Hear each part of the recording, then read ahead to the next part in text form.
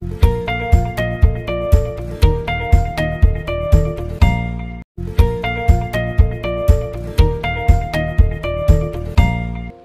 The lord. యేసుక్రీస్తు దివ్యనామంలో ఉదయకాల సమయంలో కార్యక్రమం వీక్షిస్తున్న మీ అందరికీ నా హృదయపూర్వక వందనాలు. దేవుని నమ్మాను, ఏం పొందుకోలేదు, అన్ని కొరత, కొదువ, లేమి, కష్టం, పేదరికం, దుఃఖం, నింద, నిట్టూర్పు, అవమానం అని ఉదయకాల సమయంలో బాధపడుతున్నావా?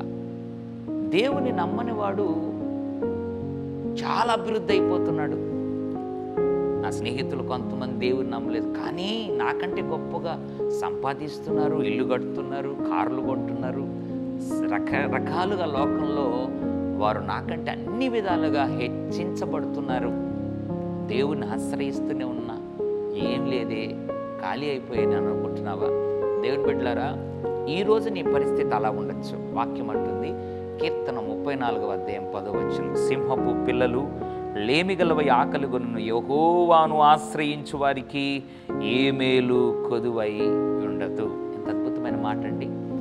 దేవుని ఆశ్రయించు వారికంట ఈ లోకంలో ఏ మేలు కొదువై ఉండదు. అంటే ఒక్క మేలు కూడా నువ్వు అనుభవించకుండా పోవు అని అర్థం. ఏ మేలు కొదువై ఉండదు.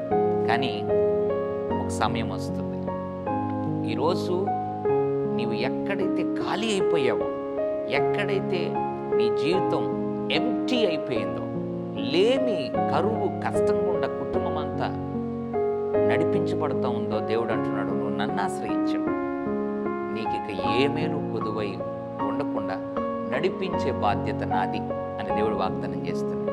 నమ్మి దేవుని మహిమను చూచే బాధ్యత నీది. పరిశుద్ధుల తండ్రి, నీకు వందనాలు.